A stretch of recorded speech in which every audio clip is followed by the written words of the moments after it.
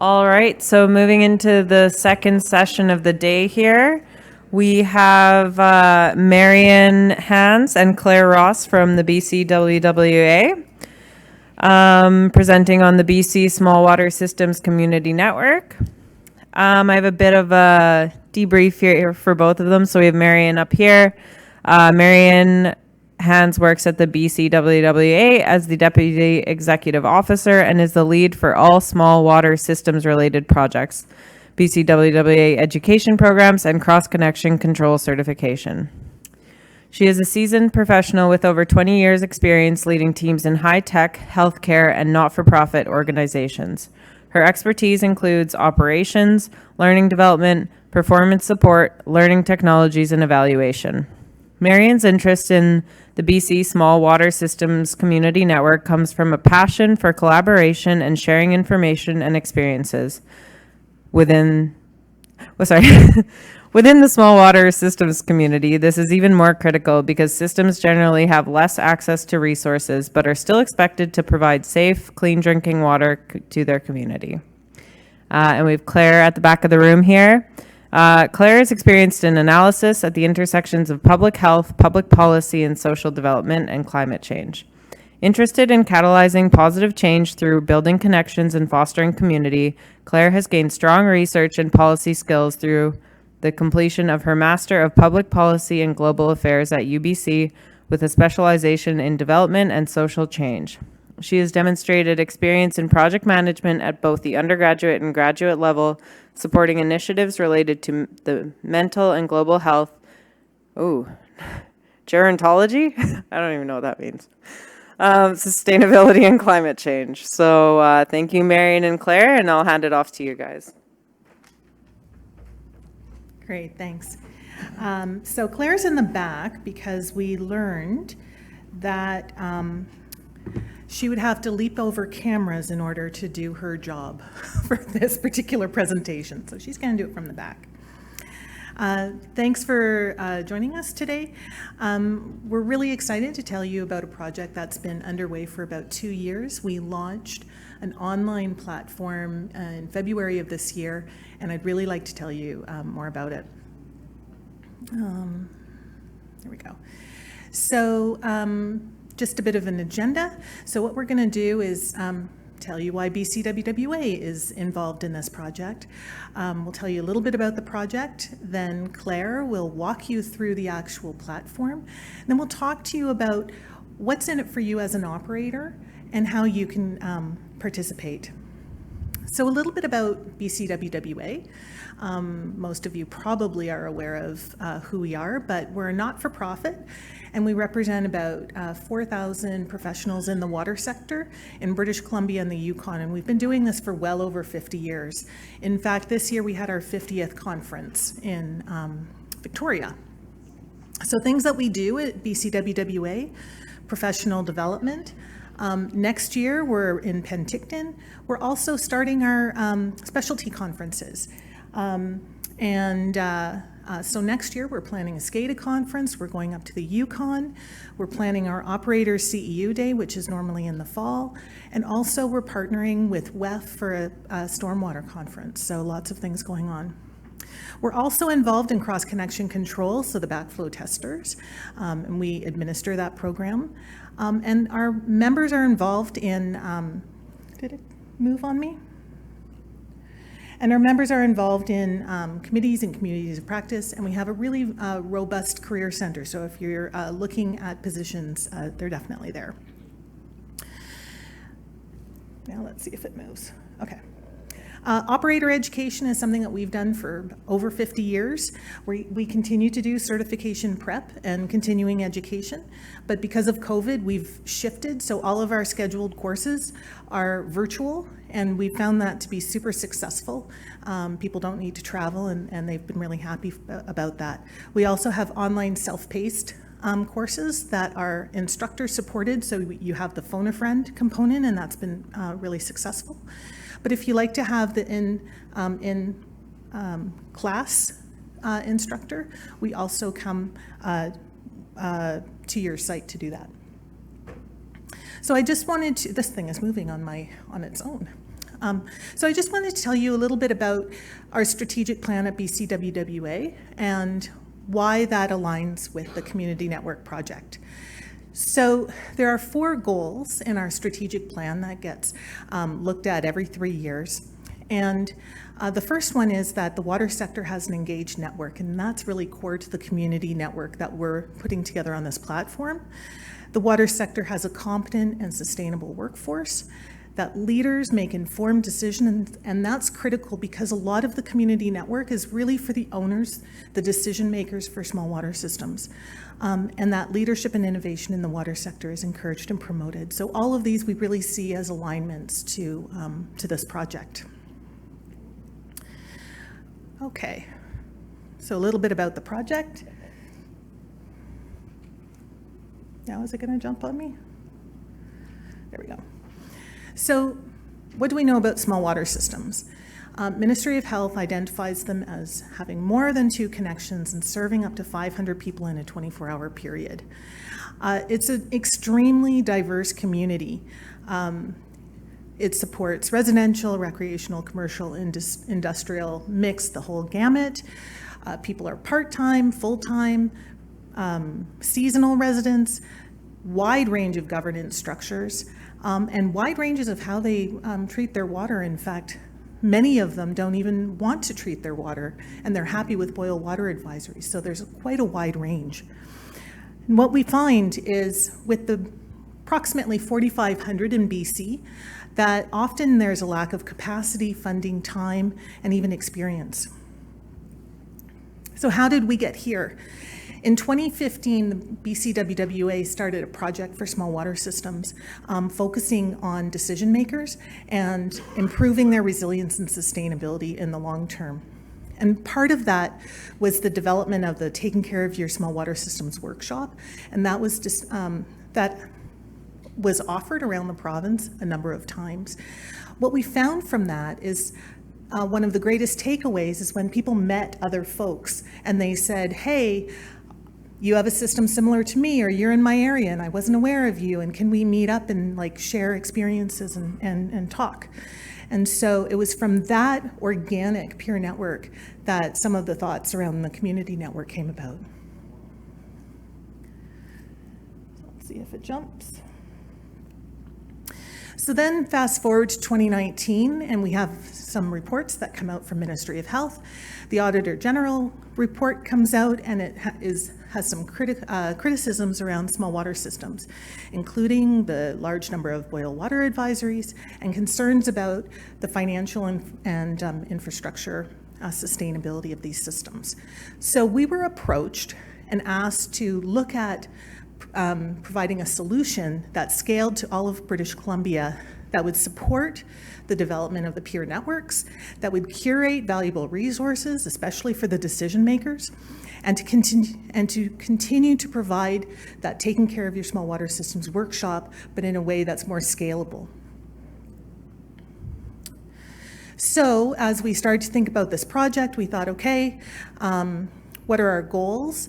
And so the first one is that all small water systems owners, trustees, and their teams in British Columbia have access to the knowledge, training, and tools and resources they require to make informed decisions. So it's about that informed decision for the long-term management and sustainability of their system.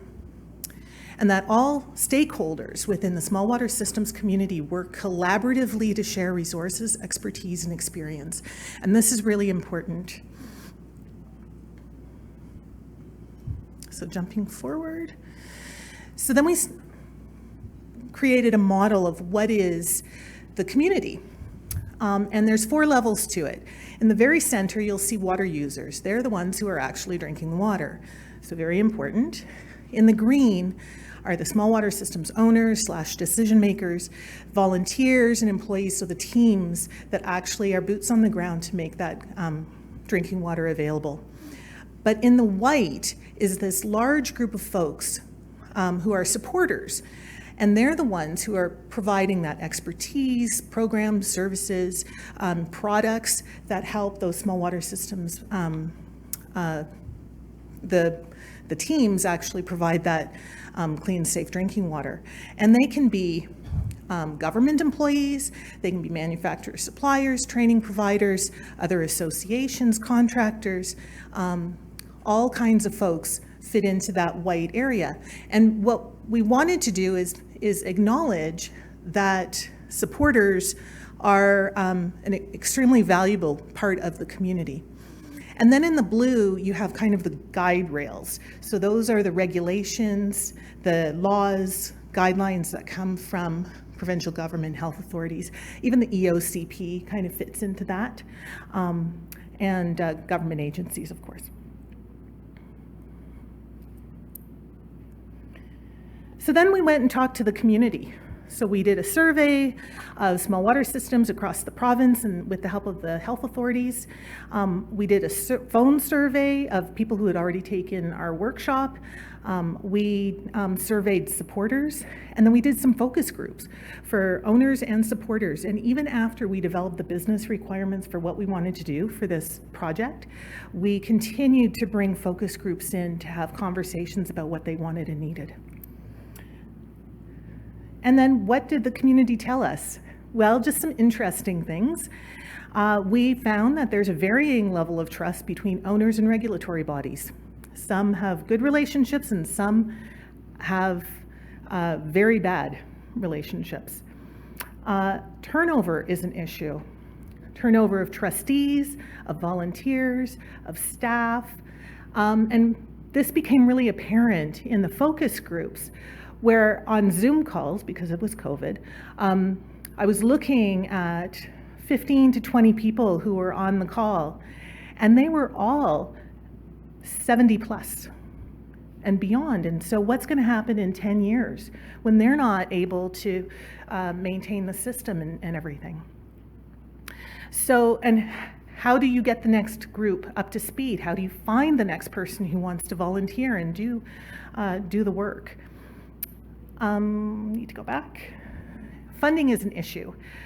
Small water systems have small user bases, which means less money. And oftentimes, depending on their governance structure, they have minimal access to government funding or grants. And so this is an ongoing issue for them. And of course, climate change, as with everyone else. So we asked the question. This chart shows where the greatest concerns were that came from this group. The biggest one, aging infrastructure, probably not a surprise for you guys. Funding, regulations, and then we have water quality and flood, drought, and water demand being the top 5. So some key things that we pulled out of this, especially for our project. The majority of respondents had less than 50 connections, so really small user base. 58% had only one operator and wasn't guaranteed that they were certified. Small water systems owners don't know who their peers are, often, and they aren't often aware of the resources around them. Also in our conversations, what we heard from them is that they really wanted to know who the supporters were for them, like who can help them out. But they were also a bit leery about being on a platform where they were part of a marketing list or where a regulatory body was kind of looking at them and making judgments on them. So then we came up with these guidelines for the platform. Free access, this is a free platform. We didn't want people to have to pay and have that barrier. Needed to be internet-based, mobile-friendly, needed to be available to all members of the community, not just owners or operators. There needed to be a private area for operators, owners and their teams to talk with their peers without that oversight of supporters, and privacy levels managed by each member. So depending on what your role is, if you're a supporter, you might have a lot more information about yourself you want to share with people, so then you can add more information. But for those of you who want to be a little more private, you can, the default is very private. So also we wanted to make sure that it was actively managed. So this is not a static site. Claire, who will be walking through the site in a minute, her full-time job is to engage people, engage supporters, engage small water systems teams on the network, and to bring value to everybody in the community. So now it's time for the walkthrough. You'll hear her, but you won't see her.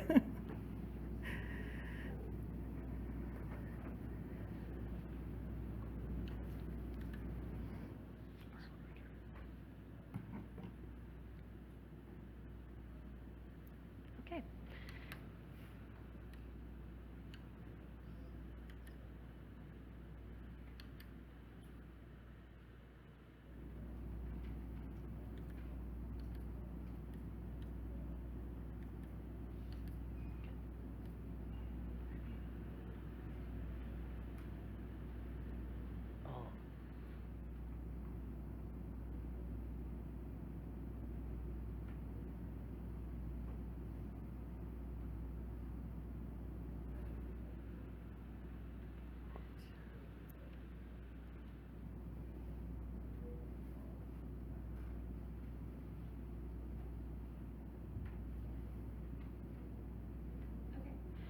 So if you head to www.smallwaternetwork.org, you'll land on our homepage. You can see along the top here, there's a little bit more information about us. Using the Join drop-down menu is how you become a member, and there's a user login button at the top, as well as a member login down below. Scrolling down the page, you'll find a little bit more information about how to register, and if you have a small water system, as well as registering as a supporter organization. Further down the page, you'll find a little bit more information about becoming a member. And then towards the bottom of the page, we have a few posts that are currently trending on the community network. So it gives you a little bit of a taste of what the platform looks like if you're to become a member and jump online. So I've already gone ahead and logged in.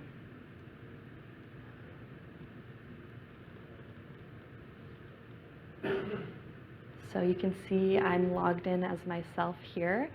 Every time you log in, you'll land on the dashboard. And that's kind of the first place you would want to check once you jump onto the community network. Along the left-hand side, you'll find some of your own personal profile information. So you can see I've got my photo up there, as well as my full name and my alias. The alias is something that we've set up. As Marion mentioned, the default for once you create a member profile in the community network is that your privacy settings are set to their strictest.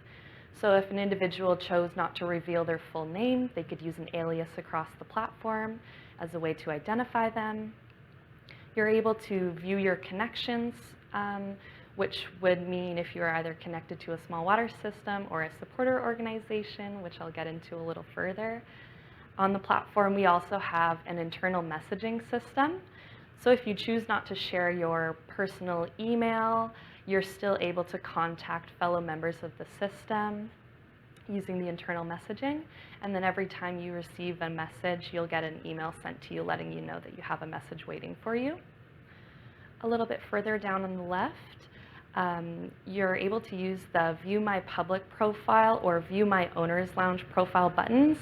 And these are really interesting because it demonstrates how your privacy settings have been set up. So you can kind of play around with the settings a little bit and then decide whether you want to share your information publicly or whether you just want to share it to those folks that are in the owner's lounge.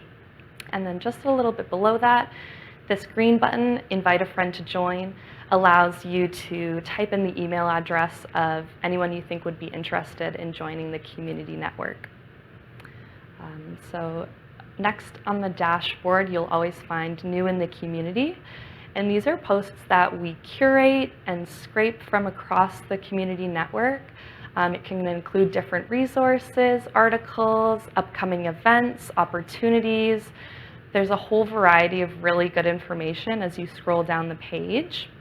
And then you're able to click into any of these to view details, find out a little bit more about the post, and then you can kind of read as you will.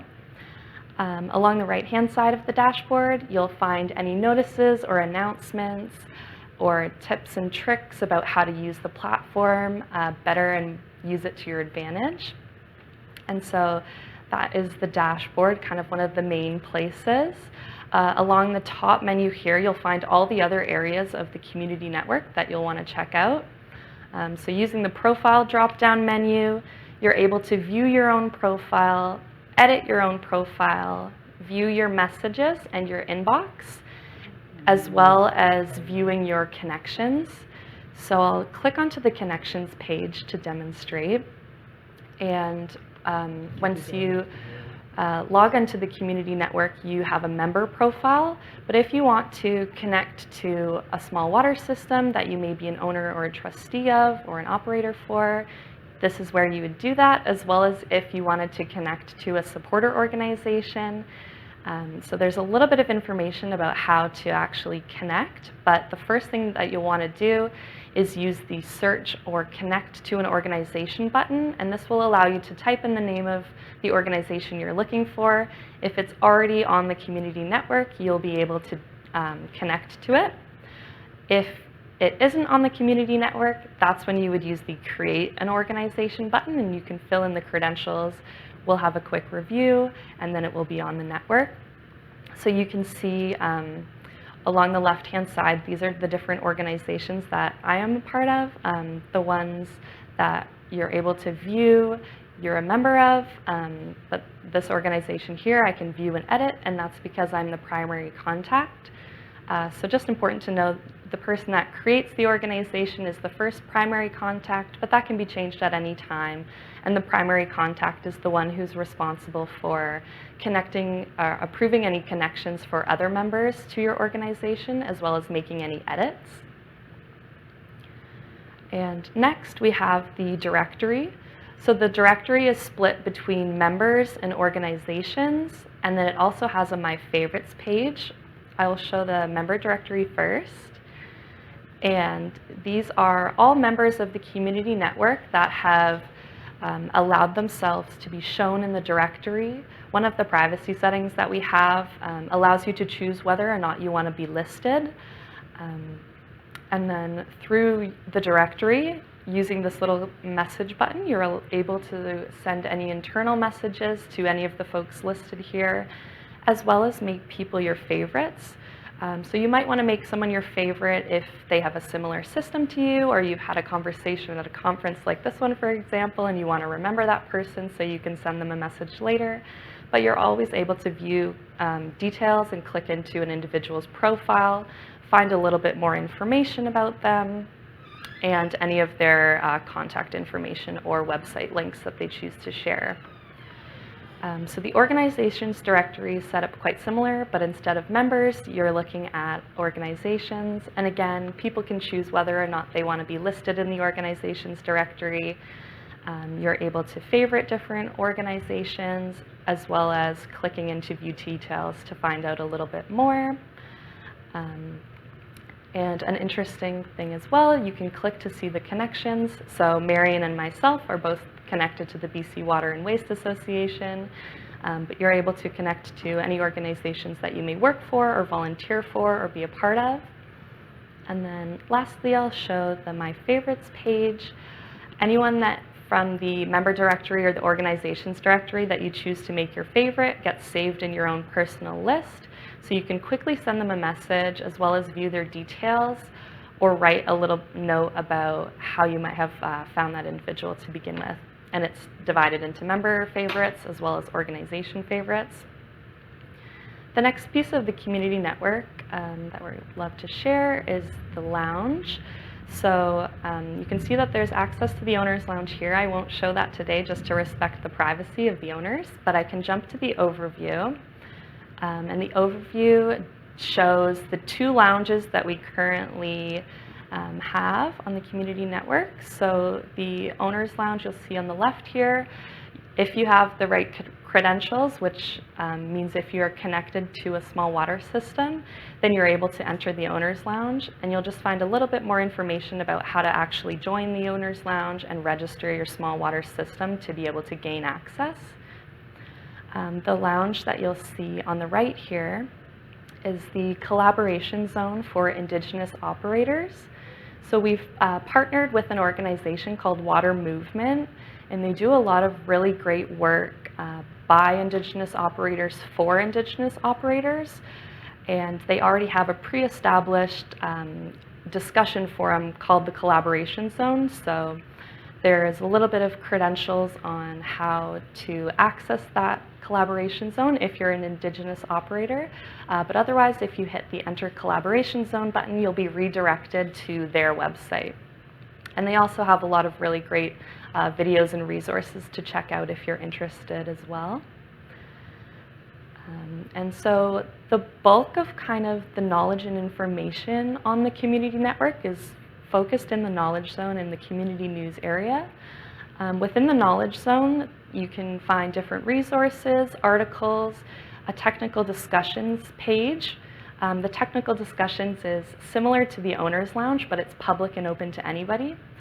And then we also have a quick link to the online help center for BC Small Water Systems, which is the Thompson Rivers University platform. So you can quickly kind of go over there, view and read any of their resources, which is a really great jump to link. I'll start off showing resources. So you can see we have about 57 resources currently on the platform. They're all listed. You can kind of scroll through them alphabetically. And each resource at the front will have just a title and a short blurb.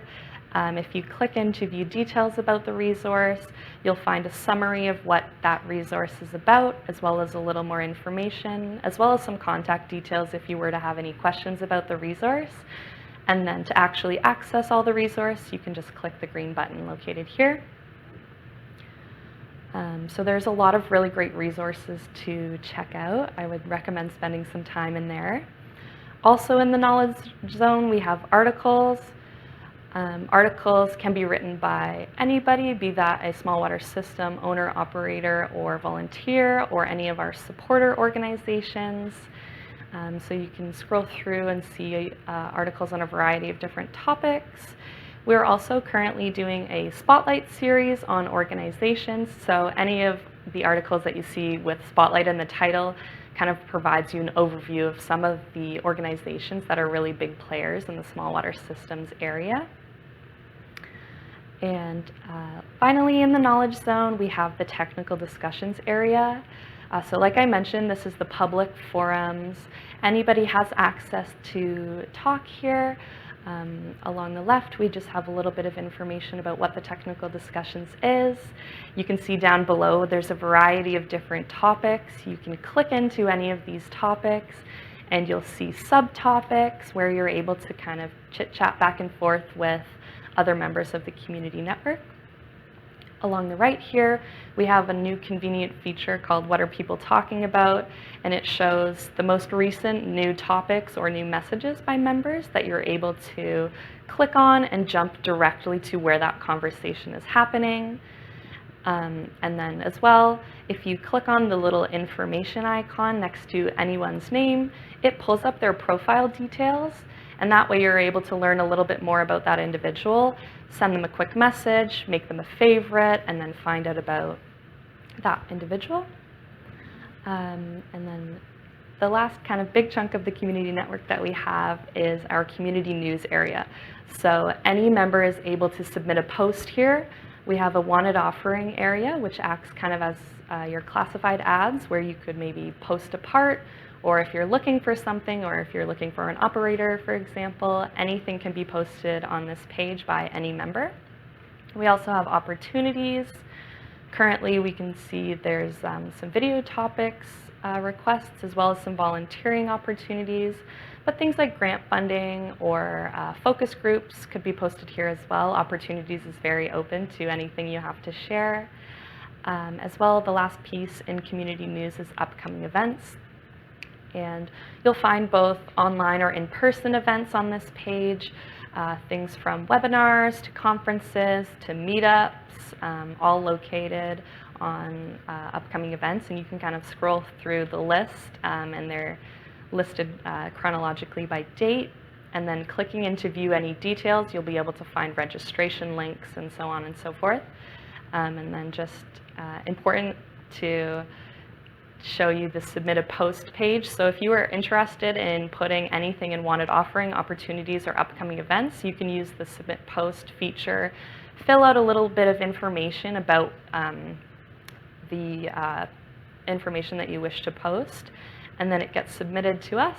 We do a little review, and then it gets posted to the community news area. And the last section that we have is the About menu. Here you'll find frequently asked questions, help videos, and our community code of conduct. And the community code of conduct is something we spend a little bit of time on just to make sure that people are using the community network in a safe and productive way. So across the network, you'll always find the report abuse button, where if someone were to be having conversations that didn't need to happen online, then you can just kind of let us know using that button. But otherwise, that is kind of the community network in a nutshell. A lot of great things and resources there to spend some time looking through, so would definitely recommend to set up a profile.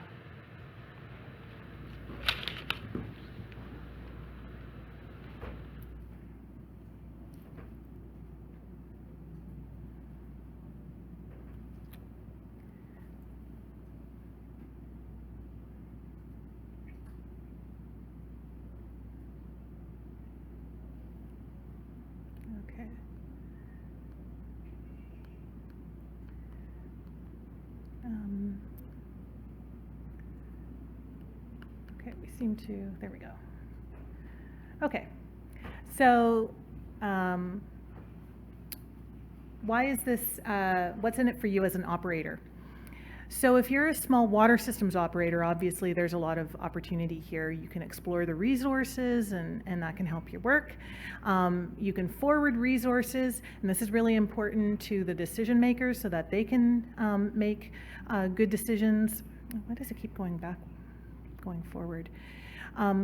You can connect with other operators, so you can find your peers, and hopefully that will be helpful for you. You can stay current. The articles, we keep curating them from qualified individuals, and you can develop your leadership skills. So become a moderator, or post on a site and share your knowledge, and just contribute to conversations. But if you're an operator of a larger system, this is also really helpful for you, especially if you find that you're being approached by smaller systems. And I heard this morning talk about private hydrant. I was wondering if that was a small water system, for example, that interacted with the municipality, and is there an opportunity there? So to share resources, why does it keep doing that? To share resources with owners, trustees, operators of smaller systems, but also to connect with other organizations and resources, and for you to stay current on small water systems topics, and also for you to share your expertise. So joining is free. Claire has already shown you where, and so it's just by click join or become a member at the bottom there. And we see kind of three levels of involvement. So the first one is kind of just dipping your toe in the water. So just start small and create a profile, and then check it out a little bit. You'll receive automatic emails that give you tips and tricks on things on the network, and just poke around. So that's kind of the first one. The weekly digest comes out every Friday, and so as Claire mentioned, it's scraped. So if there's interesting conversations going on in the technical discussion, or if somebody's posted a classified ad or something interesting has come up, it comes up on the weekly digest, because we're pushing to you, because we know that you're not going to spend all of your time on the platform, but if you see something interesting, then you can jump to it. So then populate your profile, and as you know, it's by default at its most private. But then you can think about, do you want to share your picture? Do you want to share a little bit about the organization that you're at, a little bit about yourself? And depending on who you are and what you want to tell people about yourself on the network, you really think about that. So in the green, those are the things that you can control. And as Claire mentioned, on your dashboard, you can see how your profile looks to other folks, both in the owner's lounge and as a public profile.